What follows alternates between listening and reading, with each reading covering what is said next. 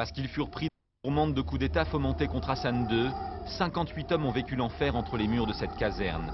Bien au-delà des peines auxquelles ils avaient officiellement été condamnés, le roi leur avait réservé le supplice d'une mort très lente.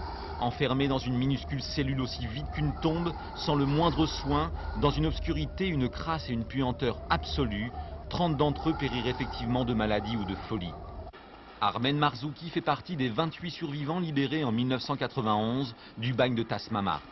Aujourd'hui âgé de 53 ans, il a enfin pu commencer à vivre. Mais ni son mariage, ni la naissance de ses 2 enfants ne peuvent lui faire oublier les années de calvaire et la fin de son supplice. 18 ans, 3 mois dans le noir. Mais vous ne pouvez pas imaginer la beauté du monde.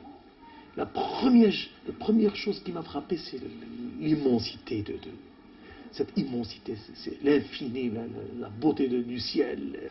Afin d'exorciser et de dénoncer la cruauté de cette détention, Armen Marzouki décrit dans un livre l'horreur vécue dans sa cellule, la numéro 10. Hasard de l'édition, c'est au même moment que paraît le roman que l'écrivain marocain Tahar Benjeloun a consacré à Tasmamart. Armen Marzouki, comme ses codétenus, s'étonne de cet intérêt littéraire soudain et très tardif pour leur histoire. Avant, il n'a absolument rien fait. Donc c'est ça ce que nous lui reprochons. Alors que maintenant, il saute sur Tasmamart pour écrire un roman qui, sûrement, va lui apporter beaucoup d'argent. C'est très bien.